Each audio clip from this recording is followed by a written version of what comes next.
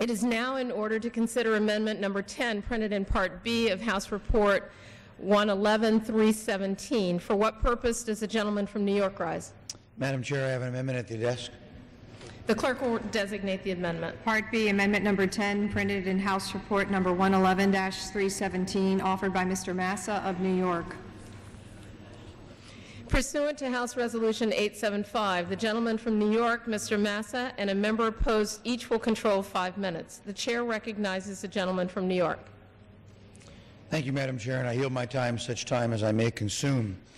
Let me take this opportunity to thank Ms. Velasquez and to commend Mr. Schrader and his colleagues in the Small Business Committee for their efforts in crafting this landmark legislation to expand opportunity for many new entrepreneurs and for expanding business opportunities across the country.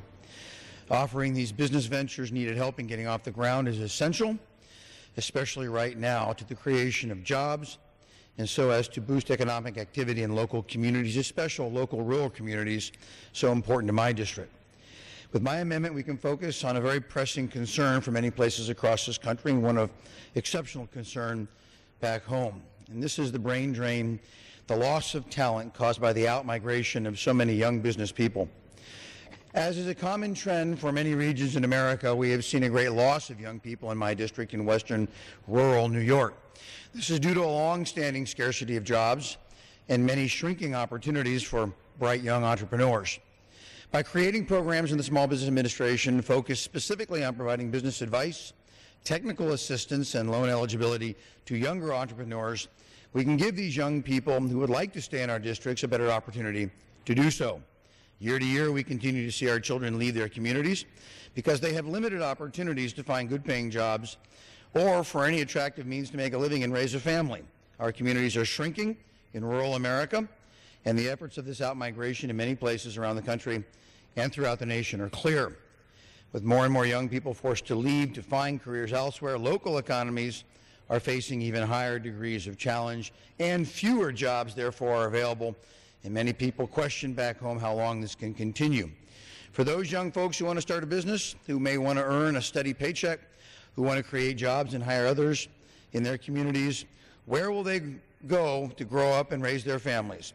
I believe we have an opportunity to help pave the way.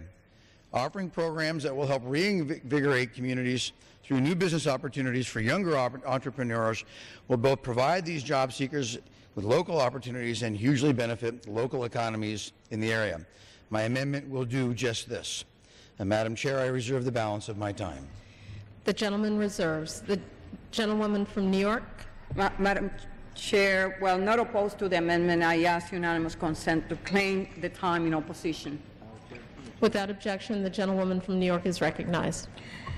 Madam Chair, young people have been acutely affected by this recession. Americans graduating from high school or college face one of the most challenging job markets in decades. In some communities, this problem is driving recent graduates to other parts of the country as they seek economic opportunity. This means that communities that are hard hit by the downturn will have even more difficulty as they are deprived of their next generation of workers. This drain of young talent presents additional challenges for local economies that are struggling to recover. Entrepreneurship can provide another option for young people living in economically hard-hit areas. However, younger individuals also face unique challenges in starting or launching their own businesses. Finding affordable loans without an established credit history can be an obstacle. Many young people may not have the large reserves of capital that older, more established entrepreneurs do. In addition, younger entrepreneurs may not have as much experience in the job market. All of these factors present difficulties to young Americans who want to go into business for themselves. By creating an initiative through the SBA's microloan program, this amendment will help overcome these problems. With the proper guidance and assistance, many young Americans can go into business for themselves. This amendment also recognizes the capital constraints that many young entrepreneurs face. It gives a younger entrepreneur who qualifies for a microloan more time for repayment. Madam Chair, our nation's greatest resource has always been our young people. They will certainly play a vital role in lifting our nation out of the current downturn. This amendment will give more young Americans the opportunity to launch their own ventures. This is a good amendment, and I support its adoption. I now yield to the gentleman from Missouri for any comments that he may have. The gentleman from Missouri is recognized. Thanks, Madam Chair. Madam Chair, I rise today in support of the amendment from the gentleman from New York. Providing America's youth with entrepreneurial education will show them that working for a large corporate entity is not the only way to achieve success.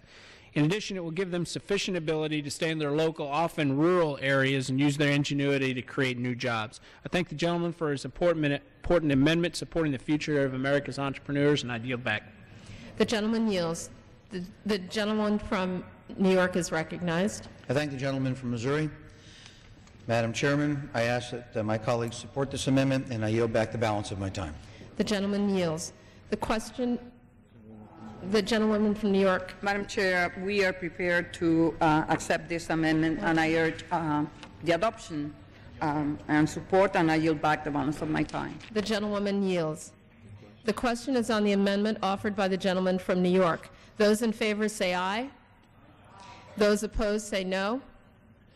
In the opinion of the chair, the ayes have it. The amendment is adopted.